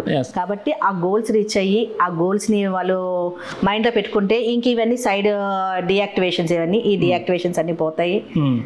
అంటే మేడం, ఇప్పుడు మన ఇండియా చాలా వివిధ దేశాల కన్నా మన యొక్క సిద్ధాంతాలు కావచ్చు, రాజ్యాంగాలు కావచ్చు, లేదంటే దాన్ని ఏమంటాం, అన్ని విధాలుగా మనది డిఫరెంట్, మన కల్చరే డిఫరెంట్. సో అలాంటి భారతదేశంలో ఒక మహిళకి గౌరవించబడుతున్నారా మేడం? అంటే వాళ్ళకి ఇవ్వాల్సిన గౌరవం, వాళ్ళకి ఇవ్వాల్సిన రెస్పెక్ట్, వాళ్ళకి ఇవ్వాల్సిన ప్రాముఖ్యత లభిస్తుంది అంటారా? ఎందుకంటే మీరు పొలిటికల్గా తిరిగారు, 10 మందిలో మీకు తెలుసు, సొసైటీలో తిరుగుతున్నారు, సమాజం పట్ల మీకు ఒక ఐడియా ఉంటుంది కాబట్టి, సో మీరు బయటకు వెళ్ళేటప్పుడు మీకు ఇవ్వాల్సిన గౌరవం మీకు దక్కుతుంది అనుకుంటున్నారా? ఎందుకంటే మహిళలకి మేము అంత చేస్తాం, ఉమెన్స్ డే రోజు మహిళని పూజిస్తాం, లేదంటే మదర్స్ డే మదర్ని పూజిస్తాం అని చెప్పుకుంటూ తరతరాలుగా నడుచుకుంటూ వెళ్తాం అనమాట. సో అల్టిమేట్గా వ్యక్తిగతంగా ఒక మహిళ ఒక అభిప్రాయం అడిగితే మీరే ఉన్నారు ఇప్పుడు, యాజ్ ఏ మీ ఉమెన్గా, ఒక పేరెంట్గా, ఒక రాజకీయ నాయకులుగా, ఒక రాష్ట్ర స్థాయి నాయకులుగా మీకున్న ఐడియా మేరకు మీరు ఎట్లా చెప్తారు మేడం దానికి? మన దేశం సనాతన ధర్మంలో హిందూ స్త్రీకి ఎప్పుడూ అగ్రస్థానమే ఉందండి. ఓకే. అలాగే స్త్రీ లేనిదే జన్మం లేదంటారు, స్త్రీ లేనిదే అసలు సృష్టి లేదంటారు. ఓకే. అంతటి ప్రాముఖ్యతను మన సనాతన ధర్మంలో మనకు స్త్రీని ఇచ్చారు, స్త్రీని నిల్చోబెట్టారు. అలాగే దేవతలనైనా ఎవరినైనా ఎక్కడైతే స్త్రీలు గౌరవం పెడతారో అక్కడ దేవతలు ఉంటారంటారు. కాబట్టి మన సనాతన ధర్మంలో ఇది ఉంది. అలాగే రాను నెక్స్ట్ పొలిటికల్గా మీరు అన్నట్టు పొలిటికల్గా కానీ ఎక్కడైనా నేను చూసినంత మట్టుకు స్త్రీలకి గౌరవం అయితే దక్కుతుందండి. మనం అది ఎక్కడా లేదని చెప్పక్కర్లేదు. ఎందుకంటే ఈరోజు నేనే ఉన్నాను, నాకు ఆ గౌరవం, ఆ స్థానం లేకపోతే నేను ఇంతవరకు రాను. ఎందుకంటే మా ఛాంబర్ మ్యాక్సిమం జెంట్సేనండి. ఓకే. నేను ఒక్కదాన్నే, నన్ను అందరూ చెల్లమ్మ. మా సార్ అయితే రాజేంద్ర ప్రసాద్ గారు నన్ను కూతురు అంటారు, ఓకే నా పెద్ద కూతురు అమ్మ అంటారు. అంతకన్నా గౌరవం ఇంకెక్కడైనా ఉంటుందండి? ఓకే నా పెద్ద కూతురు అమ్మ అంటారు, మా చాంబర్ అంతా చెల్లమ్మ అంటారు. నేను ఎక్కడికైనా మీటింగ్స్కి వెళ్తే నా చుట్టూరు బాడీ గార్డ్స్ పాపం మిగతా అందరూ ఉంటారు. ఓకే వాళ్ళందరూ చుట్టూరు చేరుతారు, నన్ను మధ్యలో నించోబెడతారు, ఎవరిని దగ్గర రానివ్వరు, ఎవరైనా దగ్గరకు వస్తే తోసేస్తారు అని అంత జరుగుతుంది. నాకు తెలిసి నేను చూసినంత వరకు గౌరవం అయితే ఉంది. అలాగే చిన్న చూపు ఎక్కడా లేదండి. మహిళకి ముందు ప్రాధాన్యత ఇస్తారు. దేనికైనా నేను ఇప్పుడు మీటింగ్స్కి వెళ్తానా, లేకపోతే గవర్నర్ గారి దగ్గరికి వెళ్ళాము, అలాగే మినిస్టర్స్ అందరినీ సెంట్రల్ మినిస్టర్స్ని కలిసాము, ముందు నాకే ప్రాధాన్యత ఇస్తారు. లేడీ ఫస్ట్ లేడీ అమ్మా అంటారు. ఓకే అంతెందుకండి, రామ్మోహన్ నాయుడు గారు మన సెంట్రల్ మినిస్టర్ రామ్మోహన్ నాయుడు గారు, ఆయన మాకు సెల్ఫీ తీశారు, ఫోటో తీశారు. నేను నవనీత్ కౌర్ గారు ఉన్నారు కదా, ఆవిడ ఫోటో తీసుకుందామని నేను నించుంటే రామ్మోహన్ నాయుడు గారు, అసలు ఆయన రేంజ్ ఏంటండి, అసలు ఆయన వచ్చి నేను ఫోన్ లేదు, పార్లమెంట్ లోకి మన ఫోన్లు పట్టుకెళ్ళినవారు కదా, తీసుకెళ్ళడం లేదు, మా వారిది లేదు, నాది లేదు, మా సార్ది ఉంది. ఆయన అడిగాను, ఆయన ఇచ్చారు ఫోటో తీసుకుందామని. నేను ఇలా సెల్ఫీ ఎందుకు, నువ్వు నించోమ్మా నేను తీస్తాను అన్న. సార్ మీరు ఫోటో తీయడం ఏంటి సార్ అంటే, లేదమ్మా మీరు మహిళలు మీరు ముందు ఉండాలి, మీరు నించోండి అని చెప్పి ఆయన ఫోటో తీశారు. అది చాలు కదండి, గౌరవం, స్త్రీలకి గౌరవం ఎక్కడా ఉందండి. లేదు అంటే మాత్రం అది అవాస్తవం. చాలా మంచిగా చూస్తున్నారు. ఇప్పుడు మాత్రం చెప్తున్నాం కదా, జనరేషన్ మారింది, అందరూ స్త్రీలకి గౌరవం, ఉన్నత స్థానం ఇస్తున్నారు, అన్ని రంగాల్లో ముందుకు ఉండమంటున్నారు, ముందు వెళ్ళమంటున్నారు. అలాగే ఈ ప్రభుత్వం కూడా ఇప్పుడు మహిళలకు ఎక్కువ రిజర్వేషన్ ఇచ్చింది. దాని నిదర్శనమే మన హోమ్ మినిస్టర్ అనిత గారు. ఇంకా అంతకన్నా నిదర్శనం ఇంకా కావాలంటే నెక్స్ట్ ద్రౌపది ముర్ము గారు, మన రాష్ట్రం మన దేశం మొదటి మహిళ, ప్రథమ పౌరాలు. అంటే మేడం, ఇప్పుడు రాజకీయాలతో ముడిపడి ఉన్నటువంటి అంశం కాబట్టి మహిళలకు ఇచ్చే ప్రాముఖ్యత ఒకసారి గత ప్రభుత్వానికి ఈ ప్రభుత్వానికి చూసుకున్నట్లయితే మీకు ఏమైనా వేరియేషన్ తెలుస్తుందా? వేరియేషన్ అయితే చాలా ఉందండి. గత ప్రభుత్వంలో హోమ్ మినిస్టర్ అసలు ఎవరో కూడా తెలిసేది కాదు. ఓకే. నెక్స్ట్ ఉమెన్ వెల్ఫేర్ అనేసి ఆవిడ కూడా ఎవరో తెలిసేది కాదు. ఏంటో ఆ టైంకి స్టేట్మెంట్ ఏంటంటే గవర్నమెంట్ మీదకి ఏదైనా నింద వస్తుంది అన్నప్పుడు కనిపించేవాళ్ళు వీళ్ళు. ఓకే. ఇప్పుడు అలా కాదు, మ్యాక్సిమం లేడీస్ ముందు ఫైట్ చేస్తున్నారు, దాని తగ్గ ప్రొటెక్షన్ వస్తుంది, అన్నీ జరుగుతున్నాయి. నేను చాలా వ్యత్యాసం చూశాను. ఓకే. నెక్స్ట్ లేడీస్ మీద అఘాయిత్యాలు తగ్గాయి. మెయిన్ ఈ ప్రభుత్వం ఏంటంటే వాళ్ళ యొక్క ప్రాముఖ్యతకి, వాళ్ళ యొక్క సెల్ఫ్ ప్రొటెక్షన్ కొంచెం ప్రాధాన్యత ఎక్కువ లేడీస్. ఆవిడ కూడా హోంమంత్రి గారు కూడా చాలా అలర్ట్ గా చేసే పరిస్థితి కనిపిస్తుందని నేను అనుకుంటున్నాను. నిజంగా కనిపిస్తుంది, 100% కనిపిస్తుంది. ఎందుకంటే గతంలో మీరు అన్నట్టు ఈ గంజాయి ఎక్కువైపోయి మహిళలపై అగత్యాలకు జరిగి అక్కడ వాళ్ళకి రక్షణ కరువయ్యే పరిస్థితి ఉండేది. మీరు అన్నట్టు హోమ్ మినిస్టర్ పేరుకే హోమ్ మినిస్టర్గా ఉండి వాళ్ళకి పవర్స్ అని వేరే దగ్గర ఉండే పరిస్థితి మనం చూసాం. సో ఈ గవర్నమెంట్లో మీరు అన్నట్టు మీలాంటి ఒక డైనమిక్ లేడీస్ 10 మందికి ఆదర్శంగా నిలిచి ఖచ్చితంగా మనం గల్లీ నుంచి ఢిల్లీ వరకు వెళ్ళగలిగాలి, చేయగలం అనేది కూడా మీరు ఒక ఇన్స్పిరేషన్గా మిమ్మల్ని చెప్పుకునేటువంటి పరిస్థితి మనకు కనిపిస్తుంది. సో మన లోకల్గా వచ్చేసరికి మేడం, ఇప్పుడు ఇక్కడ భీమిలి నియోజకవర్గంలో మీరు యాజ్ ఎ ఉమెన్గా మీరు టీడీపీలో ఉన్నారు, గతంలో కూడా మీరు ఇదే పార్టీలో ఉన్నారు, నిలబడ్డారు కూడా. సో చాలామంది ఇక్కడ లోకల్గా లీడర్స్ వేరే పార్టీకి వెళ్ళిపోవడం, వాళ్ళకి బెదిరింపులు రావడం, లేదంటే వాళ్ళని ఏదోలాగా ప్రలోభపెట్టి పార్టీలోకి లాగే పరిస్థితి చూసాం. సో మీకు అట్లాంటిది ఏమైనా కనిపించిందా మేడం? అలాంటివి చాలా. ఎందుకంటే ఇప్పుడు సార్ చెప్పుకున్నట్టయితే సార్ అయితే ఓకే, యాజ్ ఏ మేల్గా ఆయన నిలబడగలరు, ఉమెన్గా మీకున్న స్ట్రెస్ వేరేగా ఉంటుంది, మీకున్న ప్రెషర్ వేరేగా ఉంటుంది. సో అవి ఎలా మీరు ఓవర్కమ్ చేయగలిగారు మేడం? ఓవర్కమ్ అంటే ఏం లేదండి, చాలా ఇబ్బంది పెట్టారు మమ్మల్ని. ఎక్కడ మీటింగ్లకు వెళ్ళినా మమ్మల్ని ఇబ్బంది పెట్టేవారు. చాలా అంటే ఏదైతే మండల మీటింగ్కి వాటికి వెళ్ళినా మమ్మల్ని ఫోకస్ ఎక్కువగా మమ్మల్ని చేసేవారు. మండల మీటింగ్, సర్పంచ్లు, మండల ఎంఆర్ఓ ఆఫీస్లో మీటింగ్లు, మండల మీటింగ్ వాటికి వెళ్తే మమ్మల్ని ఫోకస్ చేసేవారు, మమ్మల్ని మాట్లాడేవారు. మీరే అన్నట్టు మమ్మల్ని అనేవారు, మీరే మమ్మల్ని వ్యత్యాసం చేసి చూపించేవారు. అలా చాలా రకాలుగా మమ్మల్ని ఇబ్బంది పెట్టారు. లోకల్ మీటింగ్స్ లో ఇబ్బంది పెట్టేవారు, ఏమైనా పనులు చేస్తే ఆపేసేవారు. వర్కులు ఇప్పుడు సర్పంచ్ గా గెలిచిన తర్వాత జనాలు ఏమి ఎక్స్పెక్ట్ చేస్తారు, వర్కులు చేయమని అంటారు. సర్వీస్ చేయమనే కదా వాళ్ళు అడిగేది. ఏమి మన ఇంట్లో ఆస్తులు అడగరు, మన ఇంట్లో ఇదేం అడగరు, మీరు ఏవైతే హామీలు ఇచ్చా అవి చేయండి అంటారు. అందులో 25 years గా మేము రాజకీయాల్లో ఉన్నాం కాబట్టి మా వర్క్ చూసి మమ్మల్ని గెలిపించుకొచ్చారు జనాలు. అంత వైసీపీ వేవ్ లో కూడా మమ్మల్ని గెలిపించారు జనాలు, మమ్మల్ని నమ్మి. అలాంటప్పుడు మా జనాలకు మేము ఏదో చెయ్యాలి కదా, ఏవో వర్కులు చేయాలి కదా. ఆ వర్కులు పెడితే వర్కులు మళ్ళీ రివర్స్ వచ్చేసేది. వర్కులు మేము చేయను, మా పార్టీలోకి రండి, మీరు ఈ వర్క్ చేయాలంటే మీరు మాతో మాట్లాడాలి, మాతో ఉండాలి, మా పార్టీలో చేరిపోండి, లేదో మీకు మరి ఇంక వేరే పెద్ద పోస్ట్ ఇస్తాం. ఇలా చాలా రకాలుగా ప్రలోభ పెట్టారు. కానీ మేము ఎప్పుడు అమ్మనైతే ఎలా మార్చాము అలాగే పార్టీని కూడా మార్చలేము. Okay. అమ్మ ఎంతో పార్టీ అంతే. ఓకే. అంతే. అంటే అప్పుడు అనిపించింది మీకు ఎందుకు మనకి పాలిటిక్స్ అందరితో ప్రెజర్, వాళ్ళందరితో మనకి ఏదో ఉన్నా మనకున్న వ్యాపారాలు మనకు ఉన్నదరికి హ్యాపీగా బాగానే ఉంటున్నాం కదా, మనకి ఎందుకు ఈ రాజకీయాలు అని అనిపించిందా? లేదండి. మీ వారితో ఎప్పుడైనా డిస్కస్ చేశారు ఆ విషయం గురించి ఏమైనా? లేదు, ఎందుకంటే మా వారు చాలా టఫ్ ఫైటర్. ఆయన అంత వేరంగా గివ్ అవే చేయరు. ఎందుకంటే ఆయన ఇంతకన్నా చాలా మంచి టఫ్ ఫైటింగ్ చూసి వచ్చారు. ఎందుకంటే చాలా చిన్న వయసులో ఆయన వ్యాపారాలు చేసుకుంటూ, చిన్న వయసులో తండ్రి చనిపోవడం ఆయనకి, అప్పటి నుంచి వ్యాపార బాధ్యతలు, కుటుంబ బాధ్యతలు అన్ని చూసుకుంటూ చేసుకుంటూ జీరో నుంచి ఈ స్టేజ్కి వచ్చామంటే అది ఆయన కష్టం అండి. అంత టఫ్ ఫైటర్. ఆ టఫ్ ఫైటర్ అంత వేరంగా ఎవరని చెప్పాం కదా, ఎవరు ఆయన నేను చెప్పినా కూడా వినరు.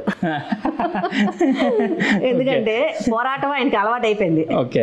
మాకు ఆ రోజు ఆ దెబ్బలు తగలడం వల్ల ఈ రోజు ఎంత రాటు తేలిపోయాం. ఎప్పుడైనా దెబ్బలు తగిలితేనే రాటు తేలుతాం. మనం ఏంటో తెలుస్తుంది, నలుగురికి తెలుస్తుంది. ఓకే. ఆ రోజు మేము అంత పోరాటం చేయబట్టి ఈ రోజు ఆ టైంలో సర్పంచ్ అయ్యాను, ఆ టైంలో సర్పంచ్ సంఘ అధ్యక్షురాలు అయ్యాను, ఆ టైంలో ఢిల్లీ వరకు వెళ్ళాం. ఇప్పుడేం వర్క్ ఉంది మాకు, ఇప్పుడేం వర్క్ లేదు. ఎందుకంటే ఆటోమేటిక్గా అన్ని వర్క్స్ జరిగిపోతున్నాయి.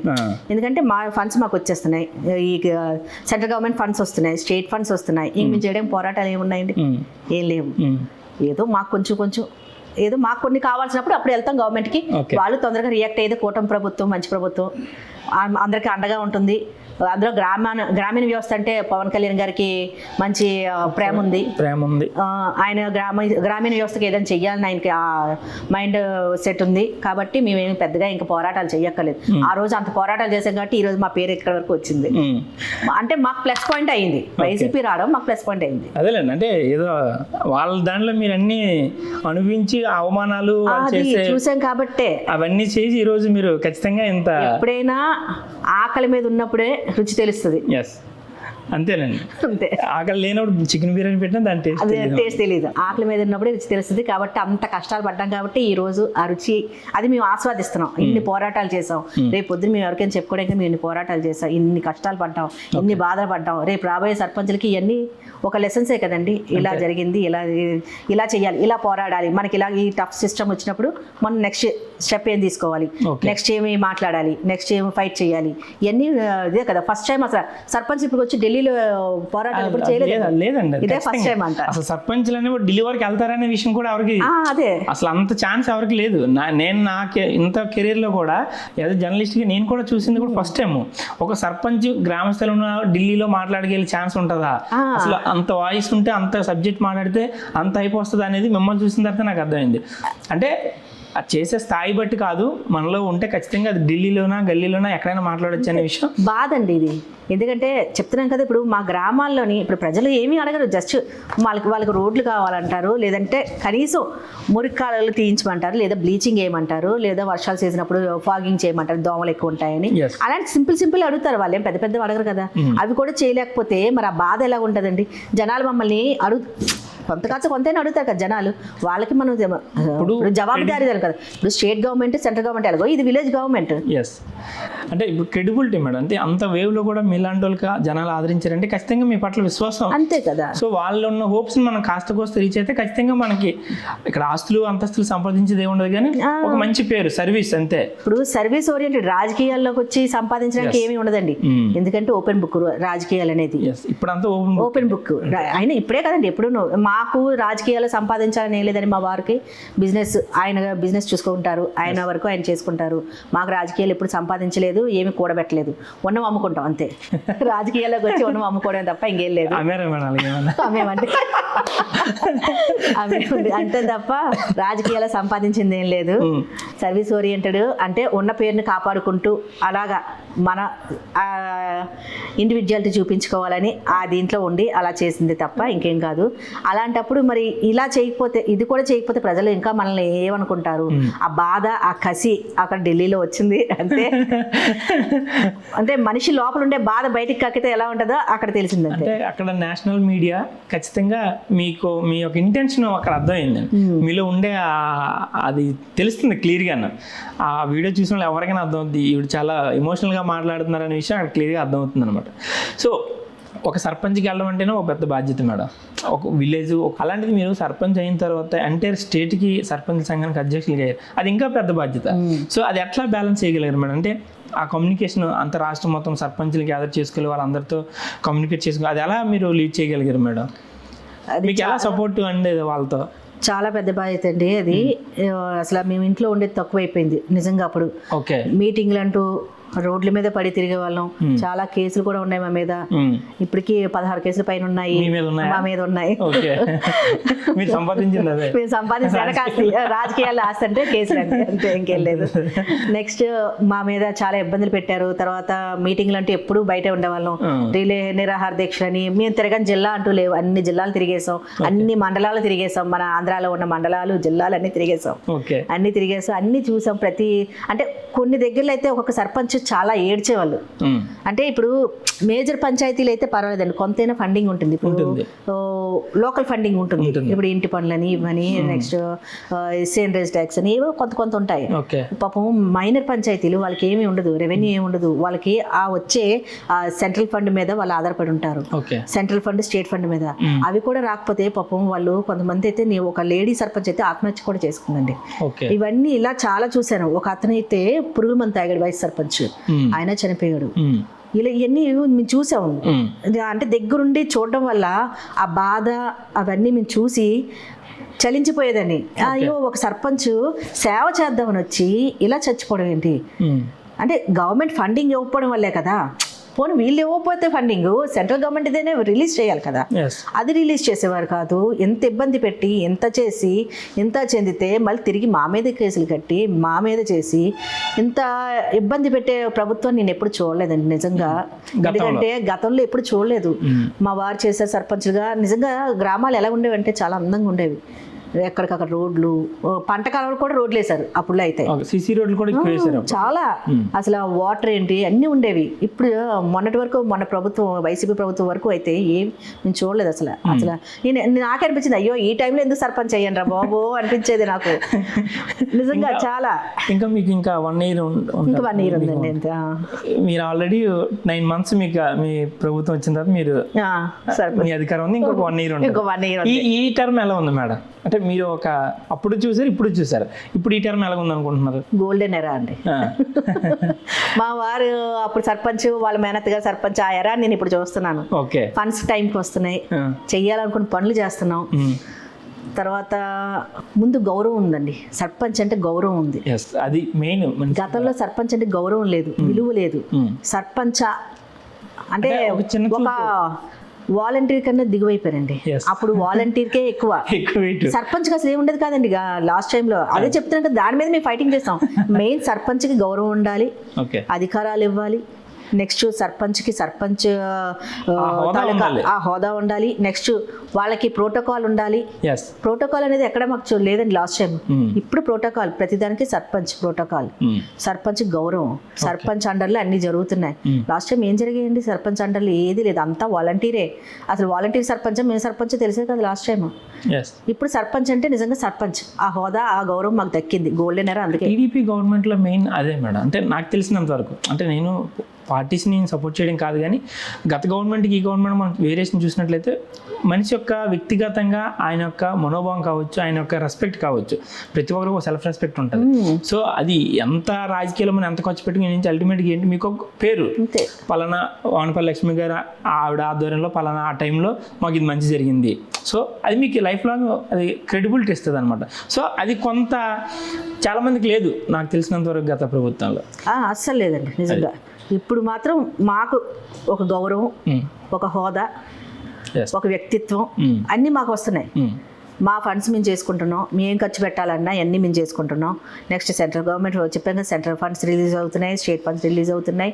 గతంలో బకాయి మేము ఇంకా అడుగుతున్నాం. గతంలో ఉండిపోయిన వైసీపీ ప్రభుత్వం కొన్ని ఎంత 50,000 కోట్లు బకాయి మాకుంది. అది కూడా రిలీజ్ చేయమని ప్రభుత్వానికి విన్నపాలు పెట్టుకుంటున్నాం. అది ఇంకా రిలీజ్ చేయమని అడుగుతున్నాం ప్రభుత్వం. కాకపోతే ప్రభుత్వం కూడా అప్పుల్లో ఉంది కాబట్టి ఇప్పుడు అది కొంచెం టైం సెట్ చేస్తున్నారు కాబట్టి కొంచెం టైం పడుతుంది. మేడం ఇప్పుడు మీరు యాజ్ ఏ గంభీరం పంచాయతీ సర్పంచ్గా మీరు మంచిగా నేను చేశాను ఈ పంచాయతీకి నా హయాంలో అంటే కోర్స్ మీరు మీ వారి నుంచి వచ్చిన మా టర్మ్లో మేము రాజకీయాలు చేసిన అన్నాళ్ళు ఈ పంచాయతీకి మేలు చేసిందంటే ఇది ఒకటి ఉంది, ఒక మైల్ రాయి, ఇది ఇంకోటి చేయాల్సి ఉంది అని అంటే ఏం చెప్తారు మేడం?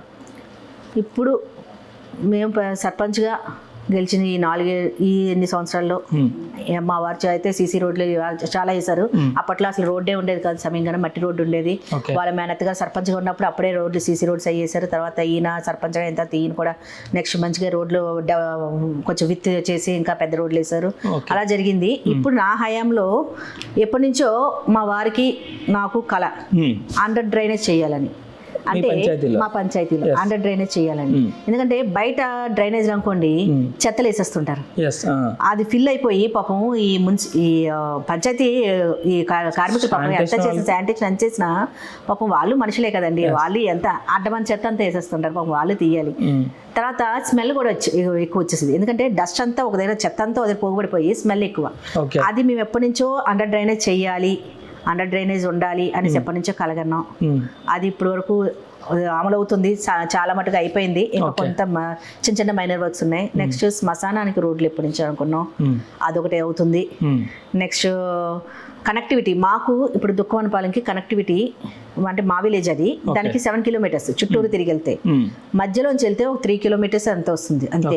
అంటే 4 కిలోమీటర్స్ మనం జర్నీ తగ్గించవచ్చు. వాళ్ళకి మాకు కనెక్టివిటీ రోడ్డు ఒకటి పెడుతున్నాం, అది కూడా మ్యాక్సిమం అయిపోతుంది, అది కూడా దగ్గరలోకి వచ్చింది.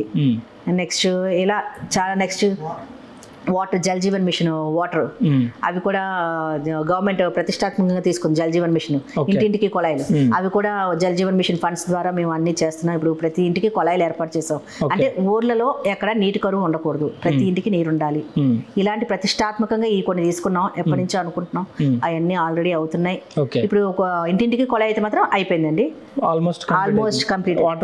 వాటర్ వెళ్తుంది కొంచెం. అంటే మాది బోయిపాలెం, కలివనపాలెం, దుఃఖవనపాలెం వాటికి ఎన్ని విలేజెస్ మేడం ఇప్పుడు ఈ పంచాయతీ? మేజర్ పంచాయతీ కదా, మొత్తం 10 విలేజెస్ వస్తాయండి. 10 విలేజెస్. Okay, major panchayat. ఇప్పుడు మీరు సర్పంచ్గా ఉన్నారు, స్టేట్ లెవెల్లో మీరు లీడర్గా ఉన్నారు. సో మీ పార్టీ కూటమి ప్రభుత్వం వచ్చిన 9 నెలల కాలంలో మీరు చేసిన ప్రధానమైన డెవలప్మెంట్స్ అంటే ఏం చెప్తారు మేడం? ప్రధానమైన డెవలప్మెంట్స్ అంటే మాకు ఈ కూటమి ప్రభుత్వం వచ్చాక మా ఎమ్మెల్యే గంటా శ్రీనివాసరావు గారి ఆధ్వర్యంలో ఆయన 15,40,00,000తోని మాకు జాతీయ రహదారి నిర్మించి దుఃఖవనపాలెం విలేజ్కి ఒక 15,40,00,000తో వర్క్ శాంక్షన్ చేశారండి, జాతీయ రహదారి వేకి. అలాగే 70 లక్షలతో కనెక్టివిటీ రోడ్. నెక్స్ట్ 70 లక్షలతో నెక్స్ట్ ఇక్కడ కనెక్టివిటీ అంటే ఎలా వెళ్తుంది మేడం? హైవే ఉంది కదండి ఇప్పుడు మన జాతీయ రహదారి పైన, ఆ జాతీయ రహదారి నుంచి డైరెక్ట్ దుఃఖవనపాలెం ఇది హైవే మీద నుంచి, దాని ద్వారా అక్కడ నుంచి కనెక్టివిటీ షార్ట్ కట్ లో అక్కడ నుంచి షార్ట్ కట్ వచ్చింది. ఆ షార్ట్ కట్ లో 15 crores 40 lakhs ఇచ్చారు. నెక్స్ట్ ఇక్కడ మా కింద రోడ్ నుంచి అండి, ఇక్కడ బోయిపాలెం దగ్గర నుంచి కనెక్టివిటీ చిన్నది, ఇక్కడ నుంచి 70 లక్షలతో అక్కడ వర్క్ ఇచ్చారు. అది మన గంటా శ్రీనివాసరావు గారి ద్వారా అండి. ఆ తర్వాత ఆయన వాటర్ ప్లాంట్స్ కూడా దిబీస్ ద్వారా వాటర్ ప్లాంట్స్ ఓపెన్ చేయించాము. మెయిన్ వాటర్ ప్రాబ్లమ్ ఇక్కడ అంటే మాది శుద్ధ వాటర్ అండి. శుద్ధ వాటర్ వల్ల ఏంటంటే ఈ ఎక్కువ ఆరోగ్యాలు పాడైపోతున్నాయి.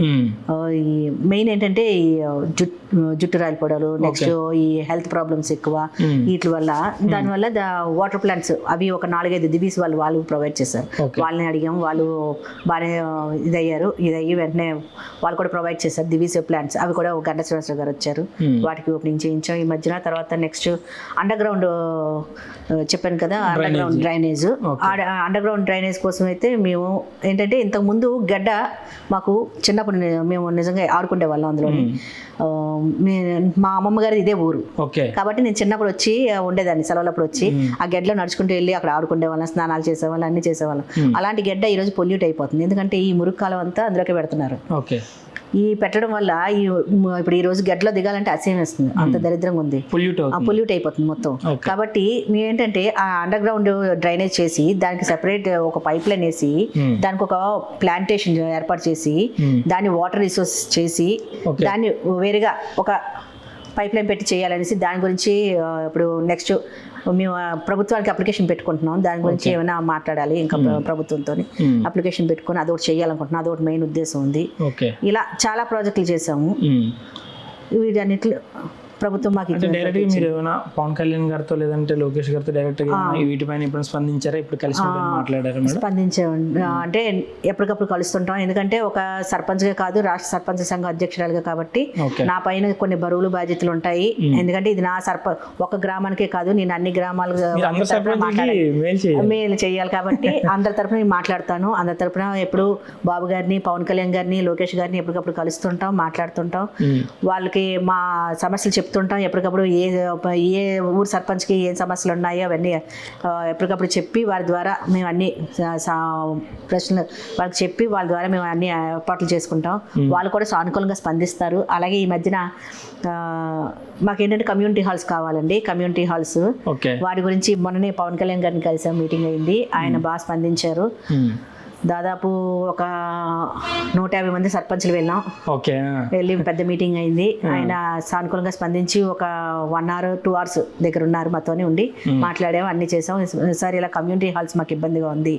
కమ్యూనిటీ హాల్స్ లేక అంటే గతంలో ఇళ్ళ దగ్గర వివాహాలు చేసేవారు, ఇప్పుడు అది అంతా లేదు. ఇప్పుడు అంతా కళ్యాణ మండపాలు అంటే గ్రామాలంటే మీకు తెలుసు కదా, అంత ఎక్స్పెండిచర్ పెట్టుకోవడానికి కష్టం, అందరూ అది స్పెండ్ చేయలేరు. కాబట్టి ఒక కమ్యూనిటీ హాల్ ఉందనుకోండి, ఆ కమ్యూనిటీ హాల్లో చేసుకుంటారు. ఏముంది ఆ రోజుకి ఆ పెళ్లికి ఆ కమ్యూనిటీ హాల్ అలాగా గవర్నమెంట్దే కాబట్టి రెంట్ ఉండదు, తక్కువగా అంత బడ్జెట్ ఉండదు. అదే బయటకు వెళ్ళి ఆ కమ్యూనిటీ హాల్ బుక్ చేసుకొని అంటే సగం అక్కడికి వెళ్ళిపోతుంది. ఈ రోజుల్లో కమ్యూనిటీ హాల్ అంటే 2 లక్షలు, 1,50,000 ఇలాగే వాళ్ళ ఇష్టం. మనం ఎంచుకునే కళ్యాణం అది తగ్గుతుంది కదండి మాక్సిమం. అది తగ్గించడానికి నెక్స్ట్ మాది మేజర్ పంచాయతీ కాబట్టి మాకు 4 కళ్యాణ మండపాలకు అడుగుతున్నాము. పవన్ కళ్యాణ్ గారు సానుకూలంగా స్పందించారు. నెక్స్ట్ మా సర్పంచ్ గురించి నేను మాట్లాడాను కాబట్టి మా సర్పంచ్లు అందరూ నాకు ఎప్పుడు ఒకటే చెప్తారు, అందరికీ రాజకీయ నాయకులకి ప్రోటోకాల్గా తిరుపతిలో దర్శనం ఉందని అంటారు, మనకి ఎందుకు లేదు అని అడుగుతారు ఎప్పుడు. కాబట్టి అది కూడా ప్రస్తావించాను. పవన్ కళ్యాణ్ గారు ఆయన అన్నారు, నిజంగా అమ్మ దాని గురించి నేనైతే క్యాబినెట్లో మాట్లాడి మీకు దాని గురించి నేను ఒక నిర్ణయం చెప్తాను. మీరు అడిగింది న్యాయమైన కోరికే, మీరే అన్యాయంగా అడగలేదు, కరెక్ట్గా కోరిక అడిగారు. ఎందుకంటే మీరు ఒక గ్రామానికి సర్పంచ్ అంటే మీరు గ్రామానికి మొదటి పౌరులు, మీరు మొదటి పౌరులు, ప్రథమ పౌరులు కాబట్టి మీకు ఆ హక్కు ఉండాలి. కాబట్టి నేను దాని గురించి ముఖ్యమంత్రి గారితో మాట్లాడి అలాగే ట్రస్ట్ ఈవో గారితో మాట్లాడి టీటీడీ బోర్డు మాట్లాడి అన్ని చేసి మీకు చెప్తాను. దాని గురించి మీకు నెక్స్ట్ మీటింగ్ లో చెప్తాను అని సానుకూలంగా స్పందించారు. దాని మీద మాట ఇచ్చారు కూడా. మేడం చివరిగా అంటే ఇప్పుడు మీరు ఒక పంచాయతీని మీరు రిప్రజెంట్ చేసే లీడర్ కాబట్టి, సో గంభీరం జలాశయం అనగానే గుర్తొచ్చేది గంభీరం విలేజ్ పంచాయతీ. సో అక్కడ ఎవరి మిస్టేకో, అది వారు వచ్చే పర్యాటకులకు తప్పో, లేకపోతే అక్కడ ఉన్నటువంటి సౌకర్యాలు తప్పో, లేకపోతే మీ ఫెయిల్యూరో ఏదైనా కావచ్చు, కానీ చివరిగా అక్కడ చాలామంది ప్రాణాలు కోల్పోవాల్సిన పరిస్థితి వస్తుంది. గంభీరం కట్టడానికి ఒక డేంజర్ జోన్ లాగా ప్రతి ఒక్కరి మైండ్లోకి వెళ్ళిపోయింది. సో అది ఎందుకు మేడం అసలు అంత ప్రమాదాలు జరగడానికి గల కారణాలు ఏంటి? దాన్ని ఎందుకు మీరు కానీ అధికారులు కానీ ఎంతమంది ప్రజాప్రతినిధులు మారిన దాన్ని ఎందుకు నివారించలేకపోతున్నారు మేడం? గంభీరం గడ్డ ఈరోజు బాగా ఫేమస్ అయింది, రీల్స్ లో బాగా ఎక్కువ కనిపిస్తుంది. ఎందుకంటే మీరు ఆనందపడాలో తెలియదు, అట్లా అంటే పర్యాటకులను ఆకర్షించేటువంటి పర్యాటక ప్రాంతం ఉందని మీరు ఆనందపడాలో తెలియదు. సో దాని దగ్గర జరిగే పరిణామాల దృష్ట్యా బాధపడాలో తెలియట్లేదు. సో దాన్ని ఎందుకు మీరైనా ఎందుకు అసలు దాన్ని నివారించలేకపోతున్నారు మేడం? నివారించలేకపోతున్నా అంటే అదే చెప్పాను కదండి, రీల్స్ లో బాగా ఫేమస్ అయిపోయింది. ఓకే. ఏంటంటే వాటర్ అవుట్ఫ్లో బాగుంటుంది, నిజంగా చాలా బాగుంటుంది, చూడడానికి వ్యూ బాగుంటుంది. నెక్స్ట్ వాటర్ ఎక్కువ అయ్యేది వర్షాలు పడేటప్పుడు అవుట్ఫ్లో వదిలేటప్పుడు చాలా బాగుంటుంది చూడడానికి. అవన్నీ రీల్స్ లో చూసి జనాలు బాగా ఎక్కువగా వస్తున్నారు. వచ్చే వాళ్ళు కొంచెం ఆలోచించండి, ఎందుకంటే కొంతమంది స్టూడెంట్స్ ఏ టైంలో పడితే ఆ టైంలో వస్తున్నారు. ఇప్పుడు మేము అన్ని చూసుకొని ఉండాలంటే కష్టం. ఎందుకంటే మేము పెట్టాల్సిన హెచ్చరిక బోర్డులు పెడతాం, ఎప్పటికప్పుడు జరిగేటప్పుడు మేము హెచ్చరిక బోర్డులు పెడుతున్నాం. తర్వాత మాకంటూ కొంచెం బాధ ఉంటుంది కదా, అంత ఈడు పిల్లలు చనిపోతే ఎవరికైనా బాధ అనిపిస్తుంది, అది చదివి మాకే బాధ అనిపిస్తుంది. నెక్స్ట్ మేము పోలీసులతో మాట్లాడుతున్నాం, పోలీసులు కూడా స్పందించారు, వాళ్ళు కూడా హెచ్చరిక బోర్డులు పెట్టారు. అప్పుడప్పుడు పోలీస్ పెట్రోలింగ్ వచ్చి తిరుగుతుంటుంది. నెక్స్ట్ మేము అప్పుడప్పుడు మనుషులు పంపించి చూస్తుంటాం. దాని మీద గవర్నమెంట్కి కూడా మేము అప్లికేషన్ పెట్టాం, దీని గురించి ఏమైనా నివారణ చర్యలు తీసుకోండి అని. ఎందుకంటే దాన్ని మేమేం చేయలేము. అంటే ఒక సర్పంచ్గా నా బాధ్యత కొంతవరకు మీరే రెస్పాన్సిబిలిటీ. కొంతవరకు నేనే రెస్పాన్సిబిలిటీ. కానీ నిరంతరం అక్కడే ఉండి చెయ్యాలంటే కష్టం కదండి. వచ్చే వాళ్ళు కొంచెం మినిమం నాలెడ్జ్ తో ఆలోచించాలి. తాగి దిగకూడదు, అది దాని లోతు ఎంతో తెలియదు. అది చాలా లోతు డ్యామ్. అందరూ తాగి దిగుతారు. ఈ తాగి దిగడం వల్ల ఈత చేయరు, ఈత కొట్టలేరు. ఏదో పెద్ద గజేతగాళ్ళగా దూకేస్తారు. దూకేసిన తర్వాత ఇంకేం చేయలేరు. తాగేసి ఉంటారు. తాగేసి ఉన్న దాని మీద దిగుతున్నారు. కాబట్టి ఆలోచించాలి. మేమేం లేదు. లాస్ట్ టైం ఒక అబ్బాయి చనిపోతే అక్కడ ఎస్ఐ గారు వచ్చారు. సిఐ గారు వచ్చి సిఐ గారు అన్నారు, ఏమంటే ఒక కుక్క చచ్చిపోతుందంటే దాని దగ్గరలోకి వెళ్దు, అలాంటిది మనిషి కొంతైనా ఆలోచించాలి కదా అని సిఐ గారు అన్నారు.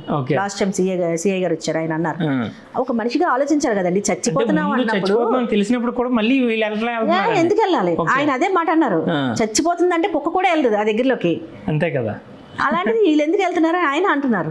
మేము పెడుతున్నాం, హెచ్చరిక బోర్డులు పెడతాం. కొన్ని అయితే ఆ హెచ్చరిక బోర్డులు చింపేస్తారు. ఇంకెంతకన్నా మేమేం చేయగలమండి? మేము చేయాల్సిన చర్యలు మేము చేస్తున్నాం. అలాగే గవర్నమెంట్కి కూడా మేము చెప్తున్నాం. గవర్నమెంట్ మేము ఆల్రెడీ కలెక్టర్ గారికి చెప్పాం. కలెక్టర్ గారు కూడా దీని గురించి స్పందిస్తా ఉన్నారు. ఆల్రెడీ అప్లికేషన్ పెట్టాము, స్పందించారు. వాళ్ళు కూడా ఒక సెక్యూరిటీ గార్డ్ ఏదో ఏర్పాటు చేస్తా ఉన్నారు. త్వరలో చూడాలి దాని గురించి. అంటే 24/7 సెక్యూరిటీ పెడితే అక్కడ అది అంటే 24/7 అంటే కష్టం కదండి. అది ఇంటీరియర్ ఏరియా, బాగా జంగిల్ ఏరియా, సింగిల్ సెక్యూరిటీ అంటే కష్టం కదా. తల్లిదండ్రులకి చాలా బాధను మిగిస్తుంది మేడం. యాజ్ నేను కూడా చాలాసార్లు చూశాను. పేరెంట్స్ ఎక్కడ విజయనగరం నుంచి శ్రీకాకుళం నుంచి ఇక్కడ చదువుకోవడానికి వచ్చిన పిల్లలు ఇక్కడ హాస్టల్స్లో ఉండి వీకెండ్లో అక్కడికి వెళ్ళి ఎంజాయ్ చేసి ప్రాణాలు కోల్పోతే ఆ తల్లిదండ్రుల బాధ అందరికీ అసలు వర్ణాతీతం. అది చాలా అసలు ఉడుకు రక్తం ఉంటారు చూడండి. ఉడుకు రక్తంతో ఏంటంటే మేము సముద్రాన్ని ఇదేస్తాం అన్న ఫీలింగ్లో దూకేస్తున్నారు. కానీ అది చాలా లోతండి. మేము ప్రతి ఒక్కరికి మీ ద్వారా మేము తెలియజేస్తున్నాను, అది చాలా లోతండి. ఎవరు దిగద్దు. ఆ గంభీర రిజర్వాయర్ చాలా మంది చూసి ఇప్పుడు ఏదైనా చూసి ఆనందించాలి, అంతేగాని దూకి ఆనందించకూడదు. దూకి ఆనందించేది ఏం లేదు, చచ్చిపోవడమే తప్ప ఇంకేం లేదు. కాబట్టి చూసి ఆనందించండి, రండి, అందరూ ఎంజాయ్ చేయండి, శుభ్రంగా కూర్చోండి, ఫ్యామిలీతో రండి, ఎంజాయ్ చేయండి. అంతేగాని సింగిల్గా రావద్దు. అంతే. మీకు బాధను మిగల్చదు, మాకు బాధ మిగల్చద్దు. ఆ బాధను మేము తట్టుకోలేము కూడా. ఎందుకంటే చాలా మంది చిన్నపిల్లలండి. నా పిల్లల ఏజ్ వాళ్ళు 25, 24, 20 అంతే. ఆ ఏజ్ గ్రూప్ పిల్లలు చాలా మంది కూడా చాలా దుడుకు స్వభావంతో ఉంటున్నారు. చివరిగా యాజ్ ఏ మదర్గా, యాజ్ ఏ ఉమెన్గా ఒక ఫ్యామిలీని, ఇటు పాలిటిక్స్ని ఎలా బ్యాలెన్స్ చేసి, మీరు హౌస్ వైఫ్ ముందే చెప్పారు. సో అలా స్థాయి నుంచి ఈరోజు ఈ రాజకీయ స్థాయి వరకు ఇంత రాష్ట్ర స్థాయి నాయకురాలకు ఎదిగారు కదా. సో ఈ రెండింటిని ఎట్లా బ్యాలెన్స్ చేయగలుగుతున్నారు మేడం? అంటే యాజ్ ఏ ఉమెన్ మీరు అందరికీ ఒక ఇన్స్పిరేషన్గా చెప్పాలన్నమాట. అంటే మీరు అనేది కరెక్టే. అంటే నేను ఒక హౌస్ వైఫ్ని ఫస్ట్, ఇవన్నీ తర్వాత హౌస్ వైఫ్, ముందు నా ఇల్లు, నా భర్త, నా పిల్లలు, ఆ తర్వాత నేను ఇక్కడ ఉండే ఇంట్లో ఉంటే అది నా పాత్ర. బయటికి వెళ్తే ఒక సర్పంచ్, ఆ తర్వాత బయటికి వెళ్తే ఒక రాష్ట్ర నాయకురాలు, రాష్ట్ర సర్పంచ్ సంఘం, ఆ సర్పంచుల తరపున నేను పోరాడాలి. ఇది నా మైండ్. మళ్ళీ ఇంటికి వచ్చే కానీ నేను నార్మల్ హౌస్ వైఫ్. ఇంకేవేవి రాజకీయాలు కానీ ఇవేవి ఇంట్లో వరకు తీసుకురాను, పిల్లల వరకు తీసుకురాము. నేను కానీ మా వారు కానీ రాజకీయాలు బయట వరకే, ఇంట్లో వరకు ఇంట్లో విషయాలు ఇంట్లోనే.